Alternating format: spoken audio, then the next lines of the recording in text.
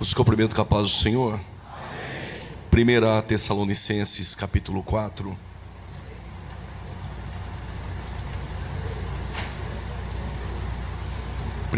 Tessalonicenses, seu capítulo de número 4.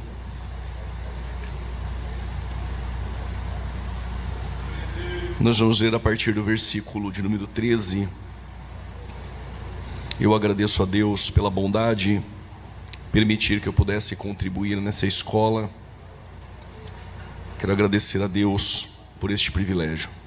Ao pastor presidente da Almadene, pastor José Carlos de Lima, ao pastor presidente aqui de Abreu e Lima, pastor Roberto José, Deus abençoe pela confiança. Aos demais pastores que aqui estão, pastor Dari, Deus continue lhe abençoando em nome de Jesus. 1 Tessalonicenses capítulo 4, versos de número 13 a seguir, diz o texto: Não quero, porém, irmãos, que sejais ignorantes acerca dos que já dormem, para que não vos entristeçais como os demais, que não têm esperança. Porque se cremos que Jesus morreu e ressuscitou, assim também aos que em Jesus dormem, Deus os tornará a trazer com ele. Dizemos-vos, pois isto pela palavra do Senhor, que nós, os que ficarmos vivos para a vinda do Senhor, não precederemos os que dormem. Porque o mesmo Senhor descerá do céu com alarido e com a voz de arcanjo e com a trombeta de Deus. E os que morreram em Cristo ressuscitarão primeiro. E depois nós, os que ficarmos vivos, seremos arrebatados juntamente com eles nas nuvens, a encontrar o Senhor nos ares. E assim estaremos para sempre com o Senhor. Portanto, consolai-vos uns aos outros com estas palavras. Se você quer trazer consolo para a igreja, você não precisa de campanha de 12 dias para 12 meses de vitória. Pregue que Jesus vai voltar. Isso é consolador para nós até o arrebatamento da igreja. Tome seu assento em nome de Jesus.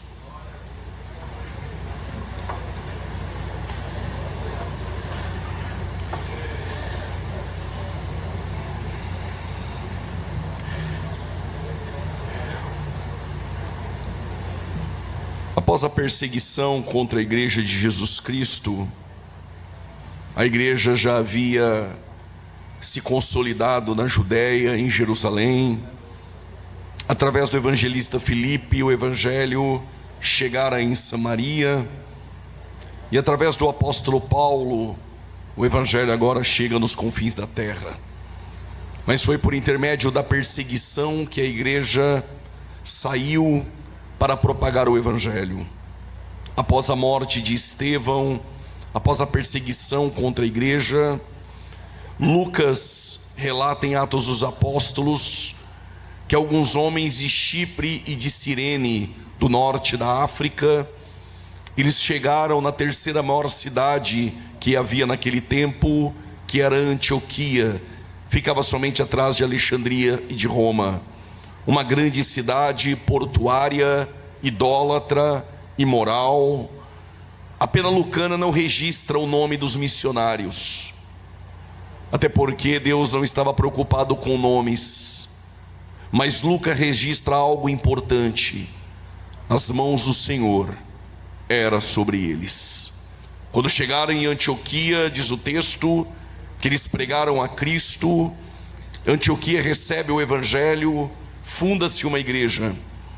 A igreja sede em Jerusalém sentiu a necessidade de enviar um pastor para pastorear Antioquia. O nome deste pastor é Barnabé. Quando ele chega em Antioquia, passado algum tempo, ele sente a necessidade de um companheiro. Após a conversão de Paulo, é o próprio Barnabé que leva Paulo a conhecer os discípulos de Jesus, o colégio apostólico em Jerusalém. E este concílio, este conselho, este colégio apostólico sugeriu que Paulo saísse de cena por um tempo. É neste tempo que Paulo se prepara e Barnabé ele busca Saulo para ser o seu auxiliar em Antioquia. Antioquia se torna uma base missionária. Em uma reunião onde todos estavam orando, uma pequena reunião, com homens sinceros, com um coração enternecido, o Espírito Santo achou por bem separar Barnabé e Saulo para a primeira viagem missionária. O Barnabé leva consigo teu sobrinho João Marcos. Eles vão para a primeira viagem missionária, chegam em Perge, Frígia, Sicília, Galácia, fundam algumas igrejas, e no meio do percurso, João Marcos, ele se apartou do Barnabé e do Saulo. Alguns comentaristas acreditam que foi por covardia ou precoce o seu ministério. Outros acreditam que ele sentiu a necessidade de escrever algo, e ele procurou Pedro para poder escrever o primeiro evangelho a ser escrito, que segundo a crítica textual é o evangelho segundo escreveu Marcos, que Papias, um dos pais da igreja, defende e atesta que fora Pedro que ditou o evangelho para Marcos. Não sabemos ao certo porque Marcos abandonou Barnabé e Saulo, mas agora os dois missionários estão prontos para a segunda viagem missionária. E há uma grande contenda entre Barnabé e Saulo, porque Barnabé novamente queria levar o teu sobrinho e Paulo não quis. Nessa contenda, Paulo ficou só. Ele nomeou Silas, um obreiro, que juntamente com Judas, o não Iscariotes, após o concílio de Atos capítulo de número 15, eles foram responsáveis por levar a resolução daquilo que foi decidido no concílio, e o que o pastor presidente, por nome Tiago, o meio-irmão de Jesus, havia decidido. Sendo assim, Judas e Silas levaram cartas às igrejas que foram fundadas na primeira viagem missionária, para que eles pudessem saber o que foi decidido na convenção em Jerusalém. Porém, o Silas volta para Jerusalém, e diz o texto em Atos 15, versículo 32 a seguir, que pareceu bem a Silas ficar em Antioquia. Pequenas decisões podem nos levar a grandes lugares. Silas está à frente de Paulo, e Paulo nomeou Silas para ser o seu companheiro na segunda viagem missionária. O coração de Paulo tem o desejo de fazer missões na Ásia Menor, mas diz a Bíblia que o Espírito Santo impediu Paulo. O nosso coração pode ter desejos, mas a obra é feita pela direção do Espírito Santo. Eu vou repetir: o nosso coração pode ter desejos, mas a obra continua sendo feita pela voz de comando, a voz que direciona e conduz a igreja, o Espírito Santo da verdade. Paulo, impedido pelo Espírito Santo, não foi para a Ásia, não foi para a Mícia e nem por Bitínia. Paulo descansou em Troade. E quando Paulo está em Troade, ele tem uma visão. Um varão macedônio aparece dizendo: Paulo, atravessa a Macedônia e ajuda-nos. Paulo atravessa a Macedônia com Silas, acompanhado por Lucas e provavelmente por Timóteo. Quando eles chegam do outro lado na Macedônia, eles vão inaugurar a primeira igreja na Europa. Há uma empresária vendedora de púrpura que, através do evangelismo de Paulo, Deus abre o coração de Lídia, ela se converte, a casa dela se torna um ponto de pregação. Paulo sai todos os dias para o evangelismo. Ele encontra uma menina que tinha um espírito de adivinhação. Permita-me dizer isso: se aquela menina vivesse hoje, a agenda dela estaria lotada. Mas Paulo, discernindo que aquilo não era o Espírito Santo, mas era demônios, Paulo repreendeu e expulsou no nome de Jesus. Isso resultou e culminou em Paulo estar preso com Silas, apanhando em vara de lictores. A Bíblia não diz, mas como obreiro, quem sabe Silas deve ter pensado: por que não fiz como Judas? Voltei para a sede em Jerusalém e fiquei lá. Mas eu tenho uma boa notícia: chegou até aqui, não dá mais para voltar. Eu vou repetir: chegou até aqui, não dá mais para voltar. E por que não dá mais para voltar? Só dou um motivo, tem vários. Porque tem um carcereiro que ele não tem culpa dos seus conflitos e suas fraquezas internas. Está na prova, está na luta. Então o que eu faço? Bons obreiros nós não conhecemos no congresso. Bons obreiros nós conhecemos em dias de provações.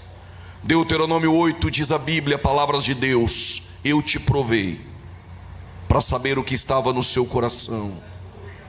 É na prova que eu sei quem você é por dentro. E Paulo e Silas fizeram o quê? Se não dá mais para voltar, cante hinos e ore e adore. Quando eles estavam orando e adorando, sobreveio um terremoto. As cadeias caíram e o carcereiro viu os presos sendo libertos. Ele quis se matar e Paulo diz: não faça isso. Então o que eu faço? Crê no Senhor Jesus e será salvo tu e a tua casa. O primeiro membro da igreja de Filipos, uma empresária. O segundo membro, uma ex-endemoniada. O terceiro membro, um carcereiro e provavelmente a sua casa. Assim é a igreja de Jesus. Paulo abandona a Macedônia, Filipos, passa por Anfípolis e por Apolônia, e Paulo chega em Tessalônica. Diz a Bíblia que em Tessalônica ele pregou por 21 dias, 3 sábados, e fundou uma igreja poderosa. Novo convertido, quando eu li isso, eu fiquei perplexo. Como pode um homem fundar uma igreja em 21 dias, 3 sábados? Quando Paulo escreve a primeira carta, capítulo 1, a partir do verso 5, ele explica: é porque o evangelho não foi com sabedoria humana, foi pregado com poder. Com poder, com poder. O que está faltando em nossos dias é poder. Conhecimento é bom, mas poder alinhado com conhecimento é melhor ainda.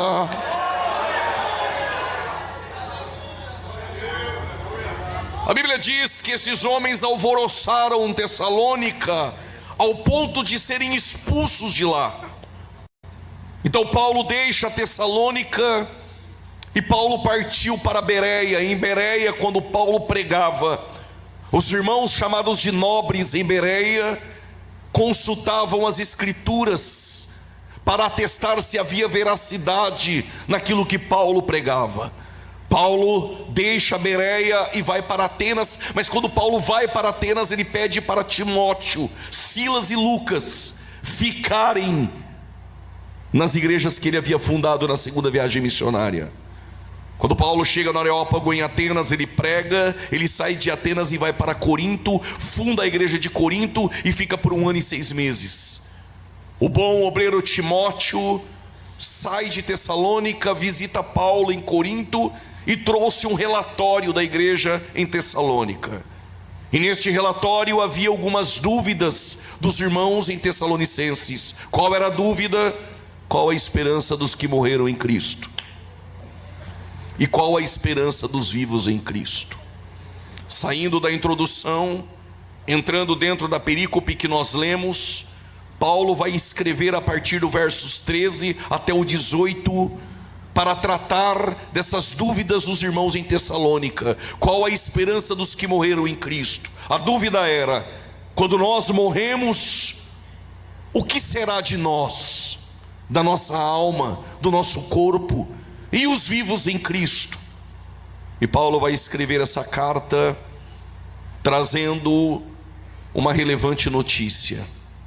E essa notícia tem que aflorar em nosso coração essa manhã. Qual a notícia? Existe esperança para os que morreram em Cristo. E existe também esperança para os vivos em Cristo. A partir do versos 13, Paulo escreve: não quero, porém, irmãos, que sejais ignorantes acerca dos que dormem. A palavra dormir tem causado equívoco na teologia de muitos. Alguns acreditam que após a morte a alma entra em uma inércia espiritual. A alma dorme. Doutrina esta conhecida como o sono da alma, que que nunca encontrou guarida em nossa declaração de fé. Doutrina essa que sempre foi rechaçada pela ortodoxia. Não existe sono da alma. Então, como compreender a palavra dormir? A palavra dormir é de cunho judaico. No capítulo 12 de Daniel, versículo 2, Daniel atesta que aqueles que dormem no pó, estes voltarão à vida na ressurreição. Jesus usa a expressão dormir em João 11, dizendo que Lázaro dorme. E Paulo faz uso da expressão dormir, dizendo: não quero, porém, irmãos, que sejais ignorantes acerca dos que dormem. A palavra dormir é um recurso de linguagem chamada de eufemismo. É pegar coisas complexas e suavizar. A palavra dormir não significa que a alma dorme. O que dorme é o corpo. A alma permanece em consciência. Tem como provar que existe consciência após a morte? Eu vim essa manhã para isso. Filipenses capítulo 1, versículo de número 23. Paulo, ele diz que tem o desejo de partir e estar com o Senhor. A palavra partir no grego indica uma embarcação que levantou a âncora e está partindo para um outro lugar. O que Paulo tem em mente é que em breve essa embarcação, quando levantar as âncoras da fé e o Senhor nos chamar, essa embarcação estará indo para a eternidade. Tenho o desejo de partir e estar com o Senhor. Estar dormindo não faria sentido nas palavras de Paulo. Temos mais textos. Quando olhamos para Apocalipse capítulo 6, versículo 9 e 10, o contexto é tribulacional. Almas dos salvos do período tribulacional que serão degolados e martirizados, diz o texto no versos 10, que debaixo do altar clamam por justiça, dizendo: ó santo e dominador, não nos julgará com justiça? Estão debaixo do altar as almas clamando. Se clamam é porque há consciência, e clamam para Jesus, pedindo vingança. Sabe onde estão, o porquê estão, para quem estão e para quem clamar. Existe consciência após a morte. Em Lucas 23, 43, Jesus está na cruz, e ao lado um ladrão que se arrepende, e ele pede para Jesus: lembra-te de mim. No original é: quando vieres no teu reino. E Jesus disse, versos 43, na verdade eu te digo, hoje mesmo estarás comigo no paraíso. Estar comigo dormindo não faz sentido. Segundo a Coríntios capítulo 5, versículo de número 8, também atesta que existe consciência após a morte. A morte vai ser destruída, aniquilada no final de tudo? Claro que não, porque a alma é imortal. Mateus capítulo 10, versículo de número 28, não temei aquele que só pode matar o corpo, mas não pode matar a alma. Em Lucas 16, a partir do versículo de número 19, mas necessariamente o 22 e o 23 a seguir, aquele homem rico que desprezou a Deus, que humilhou o mendigo por nome Lázaro, que este nada tem a ver com o de Betânia, quando ele morre, diz a Bíblia, ele é levado ao Hades, que a nossa tradução chama de inferno. Daqui a pouco eu vou falar sobre isso. E lá no Hades ele viu Abraão, e ele queria ser refrescado, porque o lugar onde ele estava era um lugar de tormento. Se existe após a morte a dormência, a inércia, como você vai ser atormentado dormindo? Não faz sentido. Tão verdade é que existe consciência, que Abraão disse a ele: lembra-te. E mais abaixo o rico diz: então avisa meus 5 irmãos. Como ele sabe que tem 5 irmãos? Então existe consciência após a morte. Toda a escatologia, ela começa a ser tratada a partir da escatologia individual, o estado intermediário.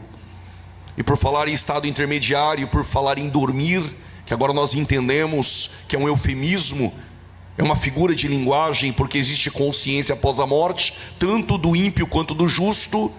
Quando a morte entrou no mundo pela primeira vez, quando a expressão morte aparece na narrativa bíblica, em Gênesis capítulo de número 2, versículo 16 e necessariamente o 17, Deus deu uma ordem para Adão: no dia em que da árvore do conhecimento do bem e do mal você comer, certamente morrerás.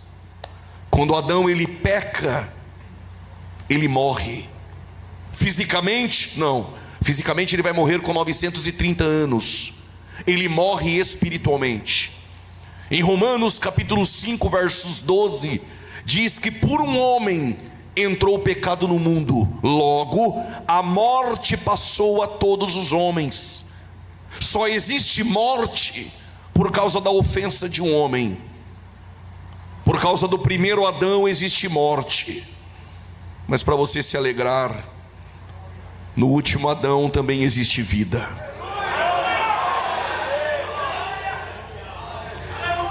Por um homem entrou o pecado no mundo e a morte passou a todos os homens. A pergunta é: todos pecaram? Paulo diz que sim. Romanos 3:23. Todos pecaram. Agora ele nivelou. Todos pecaram e destituídos estão da glória de Deus. E Romanos 6:23, qual o salário do pecado? A morte. Então a morte é uma verdade. A morte é real, porque o pecado é real. Se não houvesse pecado, não haveria morte. E como todos estamos em Eva, e Eva foi formada em Adão, todos nós estamos em Adão. Quando Adão peca, todos pecamos. Quando Adão morre, todos morremos. Então há uma verdade explícita aqui essa manhã. Não há berço evangélico na Paraíba, não há berço evangélico em Pernambuco, não há berço evangélico em São Paulo, não há berço evangélico em outlet shopping nenhum do mundo. Mesmo que você tenha nascido em um lar cristão, todos nós nascemos em pecado e mortos espiritualmente. E já te adianto, se nessa vida você nascer uma única vez, tu morrerá 2 vezes. Mas se você nascer 2 vezes, tu morrerá uma.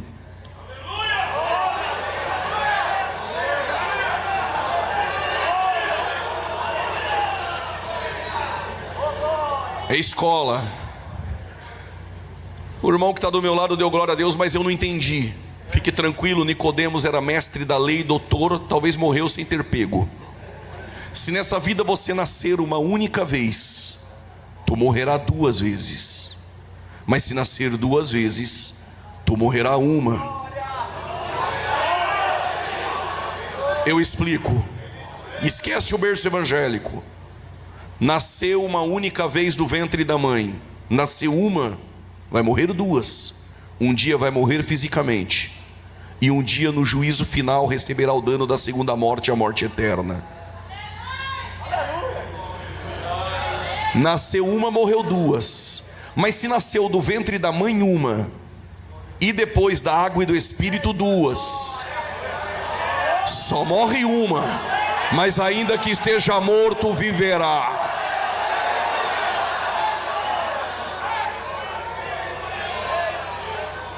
Eu tenho uma boa notícia. Estão prontos? Tem uma geração que não vai morrer nenhuma.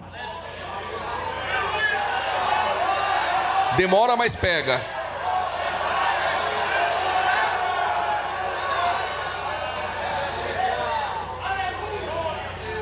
Então o que nós aprendemos?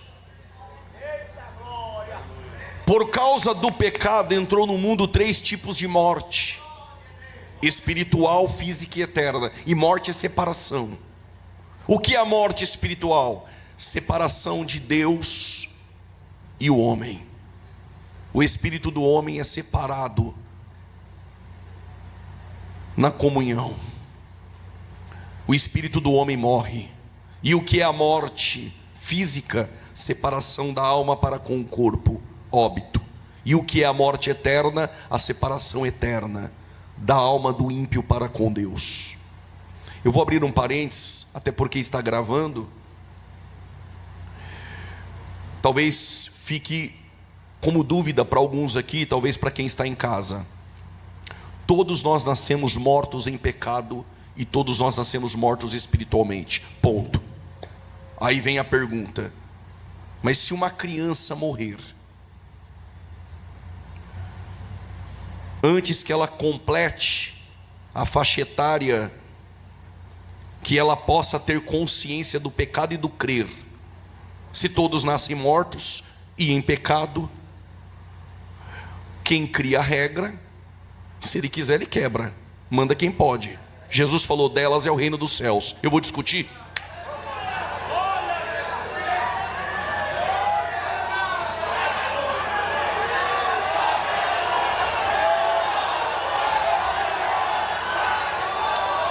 Se ele falou, está falado.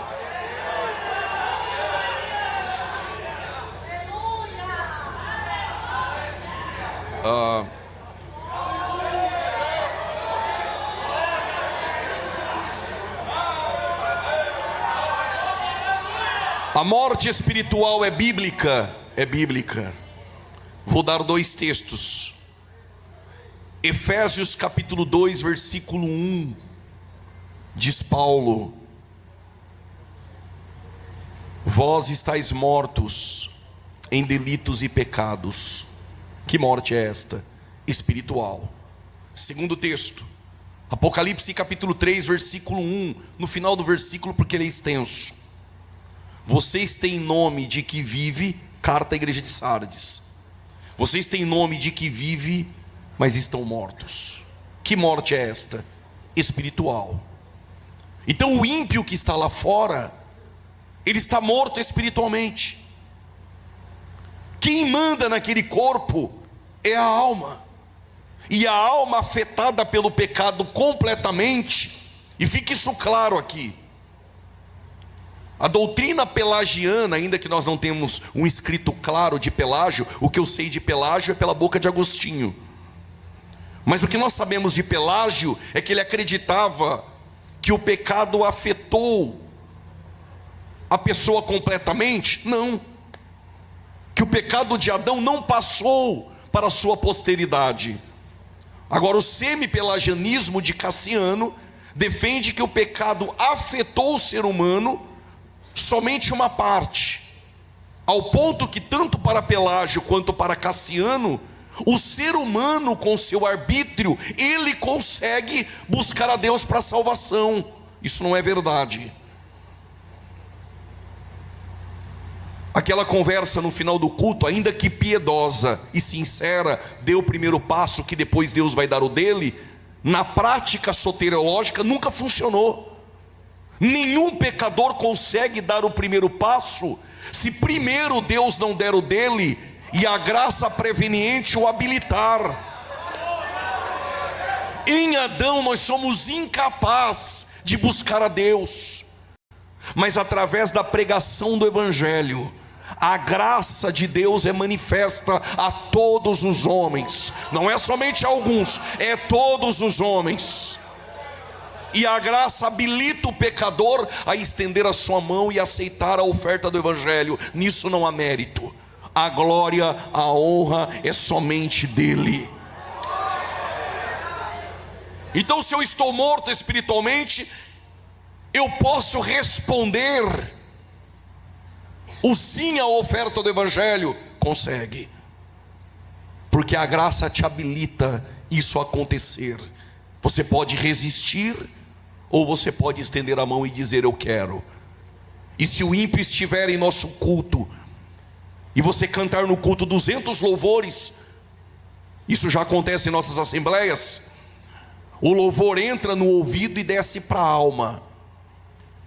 Deus habita no meio dos louvores, mas o louvor fica na alma.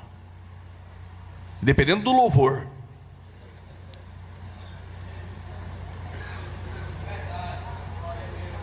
Os avisos no culto entram no ouvido e desce para a alma.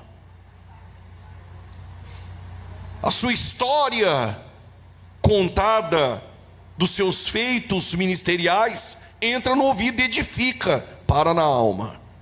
Mas só tem uma coisa que penetra lá na alma e no espírito.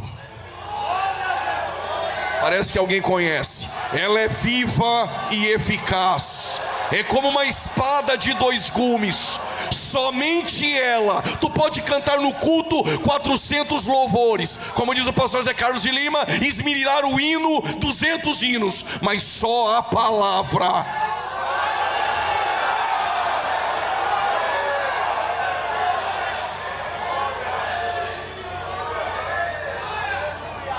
Pode ficar das 9 da manhã às 8 da noite cantando lindo, lindo, lindo és, mas para salvar o pecador, só a exposição das Escrituras, só a Escritura essa manhã, somente a palavra tem este poder. Nada pode substituir a palavra no culto.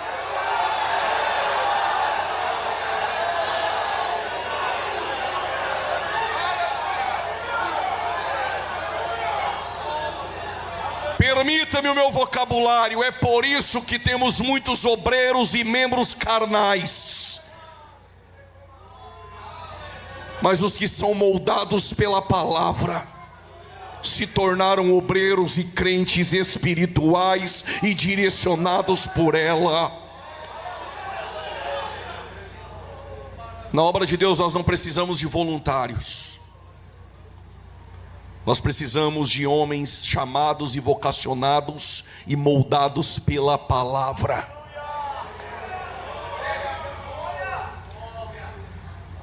Quando o ímpio aceita Cristo, o Espírito Santo habita no seu espírito humano que estava morto. E agora? Agora tem vida. Por isso que quarta-feira, desde as 9 da manhã, tu está dando glória, levantando a mão. Sabe por quê? Porque tem algo dentro de você que trouxe vida e move você.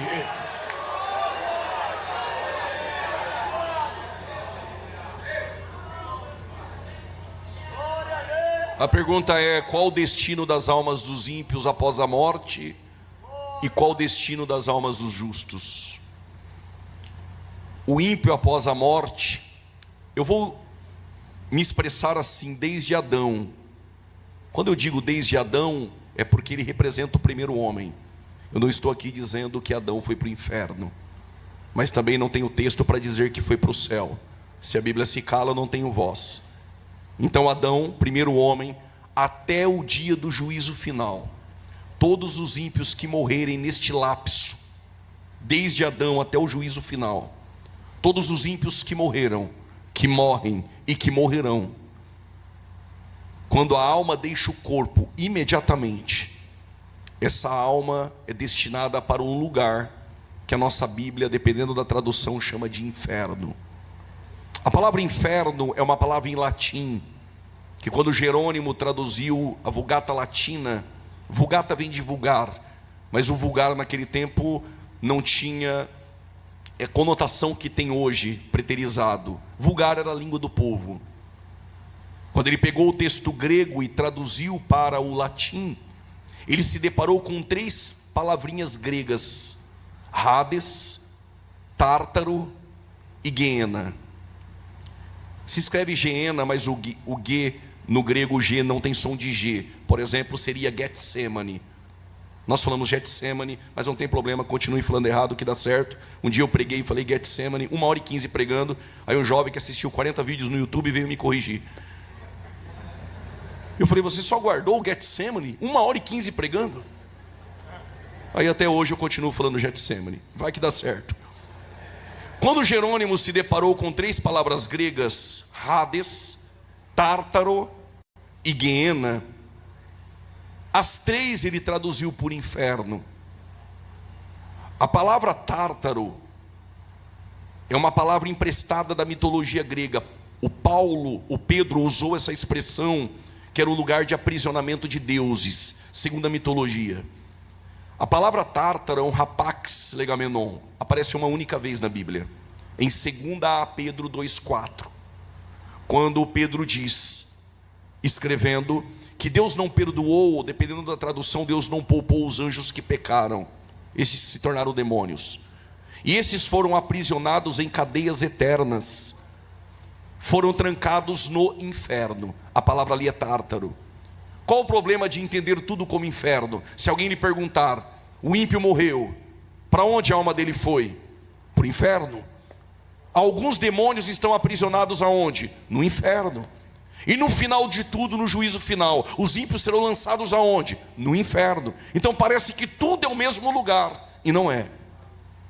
A palavra Hades é o lugar onde as almas dos ímpios após a morte são destinadas. E este lugar é um lugar de tormento. O Hades é um estado intermediário, que no Antigo Testamento era chamado de Sheol. Então todos os ímpios que morrem, imediatamente as suas almas vão para o Hades. Mas segundo a Pedro 2,4, há um abismo. E este abismo que faz separação entre seio de Abraão e o Hades. No meio um abismo chamado de Tártaro, que não tem nada a ver com o dente no fundo. O Tártaro é um abismo onde alguns demônios estão aprisionados. É possível que quando Jesus vai expulsar os demônios de Gadara, quando eles disseram para não serem destinados para o abismo, pode ser que seja o Tártaro. E eles foram lançados nos porcos e depois lançados no penhasco. Alguns demônios estão então no abismo, no Tártaro, e que somente no toque da quinta trombeta, um ser vai descer do céu, na tribulação, vai receber a chave de um outro ser, vai abrir o poço do abismo. Esses demônios semelhantes a gafanhotos, porque saíram em bando, com cabelos de fios de ouro, com picadas de escorpiões, atormentarão a terra por meses. As irmãs não precisam ficar assim apavoradas, porque neste momento vocês estarão na eternidade, cantando um coral celestial. Apesar que tem alguns assembleanos que estão querendo passar pela tribulação, que fiquem, nós seremos arrebatados antes, para a glória de Deus.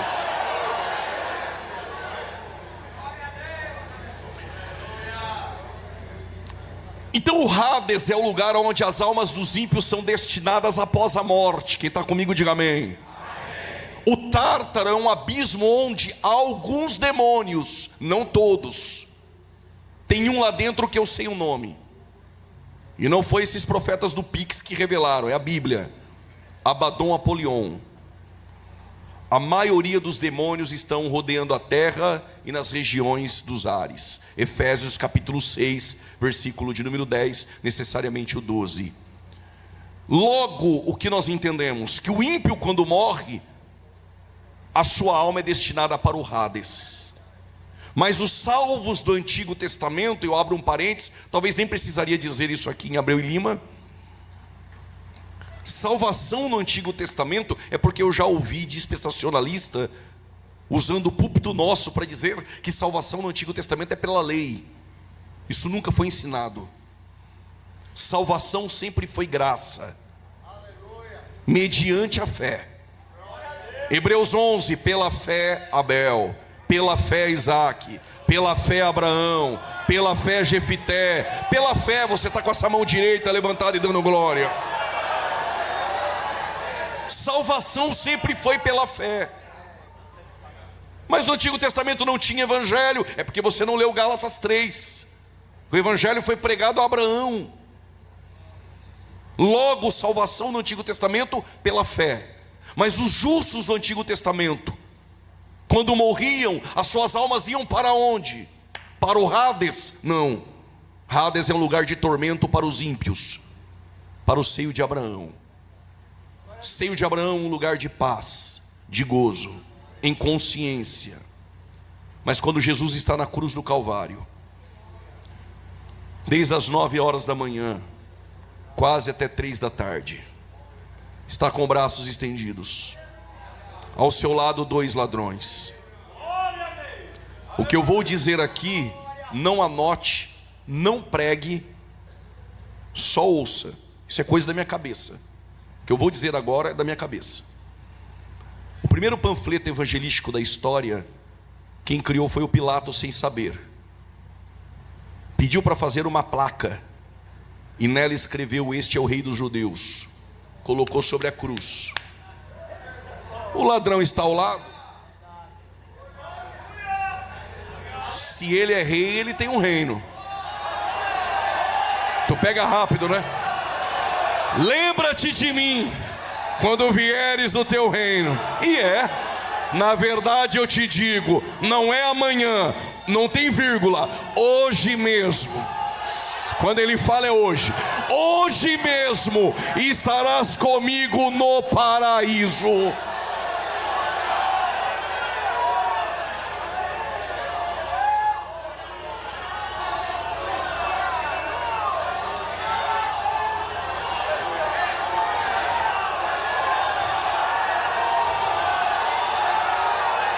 Ele leva ex-ladrão para o paraíso também. Ele leva ex-cachaceiro para o céu também. Eu sei porque você não para de dar glória. Jesus disse: quem é mais perdoado, ama mais.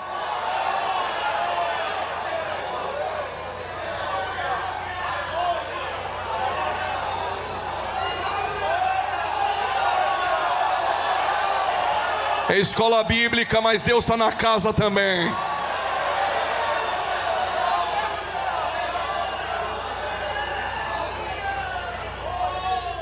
Lucas 23, 43, ele diz paraíso. Lucas 16, 22 e 23, seio de Abraão. Olhem para cá. Se paraíso está em minha mão direita, Lucas 23, 43. E seio de Abraão está na minha mão esquerda, Lucas 16, 22 e 23. A pergunta é: seio de Abraão e paraíso é o mesmo lugar? Temos alguns professores escatólogos sérios que defendem que sim. No meu caso, se eu tenho somente Lucas 23, 43, paraíso, e Lucas 16, 22 e 23, seio de Abraão, e não tenho mais nenhum outro texto, então eu entendo que paraíso e seio de Abraão é o mesmo lugar. Contudo, o seio de Abraão ficava um pouco acima do Hades. Mas o apóstolo Paulo, quando vai falar dele, com muita humildade, ele diz no capítulo 12 da segunda carta à igreja em Corinto: eu conheço um homem que no corpo ou fora do corpo não sei, Deus sabe. Este foi arrebatado em espírito. E foi para onde? Para o paraíso. Aonde? No terceiro céu. Então o que eu entendo? Que paraíso não é mais o seio de Abraão. A logística mudou.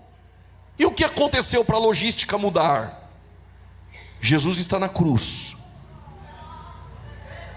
Ele é Deus homem, ele tem duas naturezas. Mas se você defender que Deus morreu na cruz, fecha a igreja e vamos para casa. Quem morre na cruz? Jesus. Mas a sua alma faz um percurso divina. Desce às partes baixas da terra. Prega aos espíritos em prisão. Este pregar aos espíritos em prisão, não cometa um equívoco, que ao meu ver, chega a ser heresia. Dizer que ele chegou lá embaixo e pregou uma mensagem evangelística que fez apelo. Cuidado com essas pregações que você ouve e replica no púlpito. A palavra pregar é queriço. Ele anunciou o que? É possível que anunciou a vitória. Para quem? Para os espíritos em prisão. Alguns comentaristas entendem que era o espírito de Cristo no tempo de Noé, e que os espíritos em prisão eram os pecadores. Ao meu ver, é um pouco incongruente esta posição. A mais clara para nós é que quando o seu corpo está na cruz, ele desce às partes baixas da terra. Ele vai até o Hades e anuncia a vitória a demônios e as almas de todos os ímpios que lá estão. Ele pega o seio de Abraão e leva ao terceiro céu no paraíso. E o cristão após a morte, para onde a sua alma vai? Para o paraíso. E com o privilégio, diz Lucas 16, que é levado pelos anjos. Se assim ainda o é, que privilégio. Mas para que a nossa alma após a morte possa ir para o paraíso, precisa de acontecer algo. Quem quer saber, diga o quê? Quando Jesus está na região de Cesareia de Filipe, ele fez duas perguntas. Por conta do tempo eu já vou para a segunda. O que vocês dizem que eu sou? Aí o Pedro diz: para mim tu és o Cristo, o Filho do Deus vivo. Disseste bem, Pedro, não foi carne nem sangue que te revelou, senão o Pai que está nos céus. E sobre esta pedra edificaria a minha igreja. Segura agora. E as portas do Hades não prevalecerão contra ela. O que Jesus está dizendo? O Hades não pode deter a alma de um crente. Por que não pode? Porque na cruz e na minha ressurreição eu vou vencer a morte. E Paulo entende isso e escreve em 1 Coríntios dizendo: se Jesus não ressuscitou, é vã nossa fé. Se Jesus não ressuscitou, estamos mortos em pecados. Eu vou melhorar. Se Jesus não ressuscitou, pega a tua Bíblia, pega a apostila, vai para a tua casa procurar alguma coisa para fazer na vida, fecha a igreja. Isso aqui não tem sentido. Mas Paulo corrobora e atesta dizendo: mas como ele ressuscitou, com ele nós também viveremos. Aí Paulo, no texto que eu li, ele disse: porque nós não somos como os demais, que não têm esperança. Porque para o ateu a morte é o fim, porque para o ímpio a morte é o fim, e para os crentes essa manhã em Abreu e Lima, para nós é o passaporte para a vitória. Onde está a morte, a tua vitória? Onde está a morte, o teu aguilhão? Tragada foi a morte pela vitória.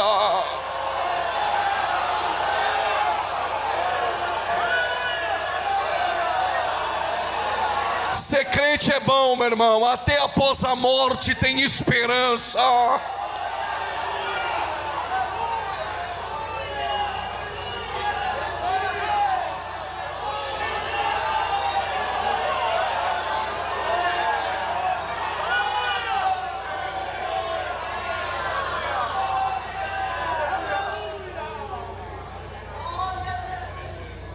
Por isso que quando João está na ilha de Pátimos, que fica mais ou menos a uns 86 quilômetros ali do sudoeste de Éfeso, rochosa, vulcânica, a mando de Domiciano, ele está lá.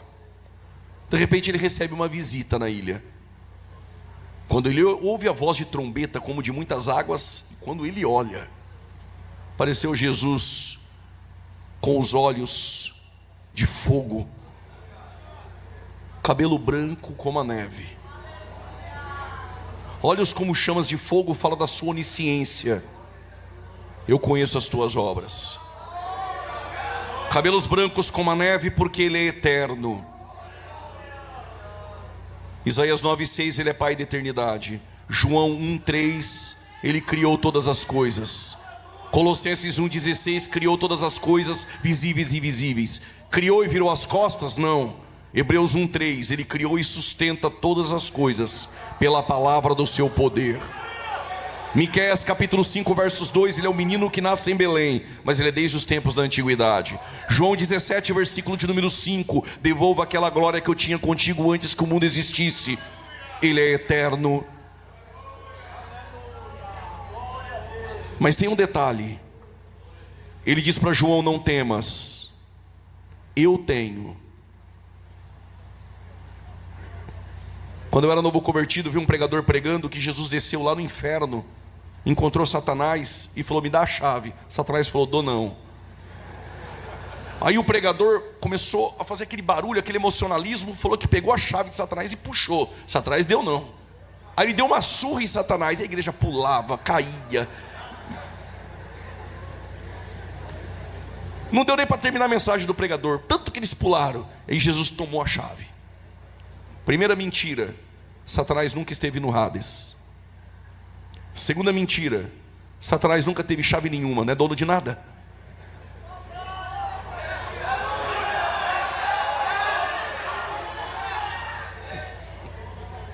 Primeira verdade: a Bíblia não diz eu tinha a chave. A Bíblia não diz eu vou ter a chave. Diz a Bíblia, eu tenho. Nunca saiu da mão dele. Eu tenho a chave da morte. A morte foi vencida, e por conta disso nós com ele também viveremos.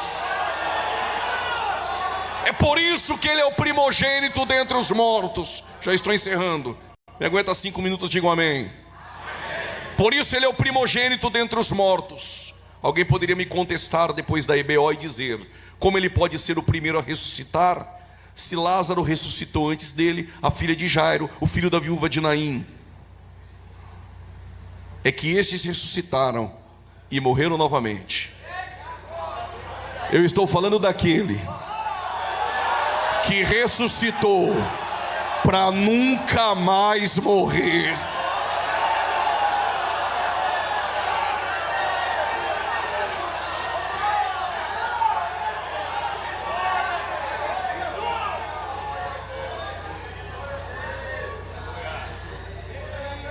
Quem morre só pode ir para o paraíso se tiver algo nele.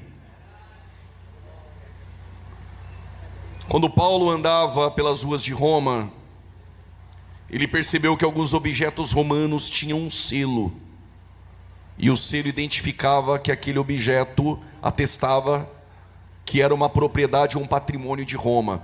Quando colocaram Jesus no sepulcro, os judeus, com medo que os discípulos roubassem o corpo, pediu para Roma tomar conta. O que Roma fez? Rolou uma pedra e colocou um selo. Quem passava na frente do sepulcro dizia: é propriedade de Roma. Então Paulo teve uma revelação. Escrevendo aos Efésios capítulo 1 versos 13, ele diz: vocês são selados. Segundo a Coríntios capítulo 1 versículo 21 e 22, ele diz: Deus conhece os que são seus. Por quê? Porque tem o selo. Quando um cristão morre, a morte não pode te levar para o Hades, porque ela encontra um selo, e o selo manda uma mensagem: propriedade exclusiva de Jesus. Só quem é propriedade dele essa manhã.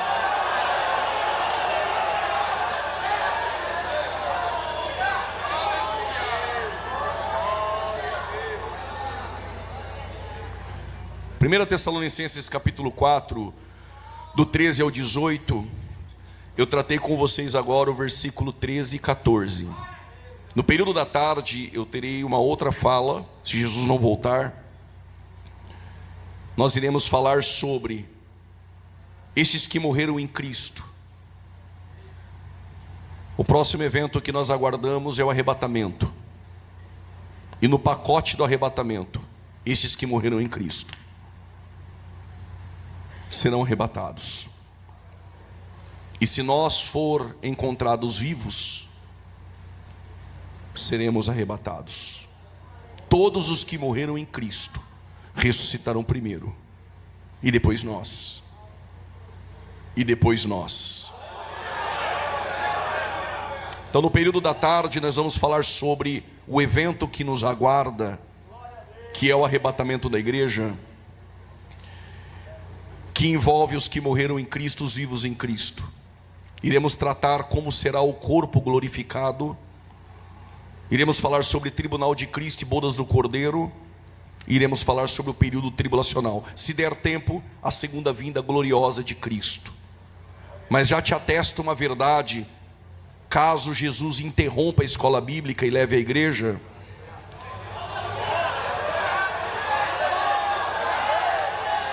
vai para casa hoje com Apocalipse 3:10. Como guardaste a palavra da minha paciência, eu te guardarei da hora, não na hora. A expressão grega é tereso ek, tes horas, tu perasmu, A preposição é ek. Se fosse guardar dentro, a preposição usada poderia ser en, poderia ser apo. Mas a preposição ek é guardar da hora, não na hora.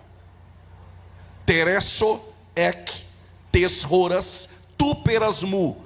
Se você guardar a palavra da minha paciência, eu te guardo da hora da provação que há de vir sobre todo o mundo. Se encontrar alguém que assistiu 20 vídeos no YouTube e agora está querendo passar pela tribulação, ele vai querer dizer assim: com o grego não tem como, não dá para lutar contra o ek. Aí ele vai dizer: não, mas essa tentação era lá em Filadélfia. Aí você pede para ele trazer um registro, um documento histórico que prove que houve uma provação em Filadélfia que atingiu todo mundo. Ele não tem. E essa aflição, essa tentação e provação vai provar os habitantes da terra. Em Apocalipse aparece mais de 5 vezes a expressão os habitantes da terra, todos relacionados ao período tribulacional. Essa aflição que há de vir virá sobre os que irão ficar, mas vocês serão guardados da hora. Por causa desse aleluia aí no fundo eu encerro. Nas 7 cartas às igrejas do Apocalipse, seja Éfeso, Esmirna, Pérgamo, Tiatira, Sardes, Filadélfia, Laodiceia, para 5 delas termina assim: quem tem ouvidos ouça o que o Espírito diz às igrejas. Segura. Só que no capítulo 13, versos 9, diz assim: quem tem ouvidos ouça, ponto final. Por que não continua? Porque a igreja não está mais aqui. Que o conhecimento é capaz de mudar a vida de quem lê, a gente já sabe.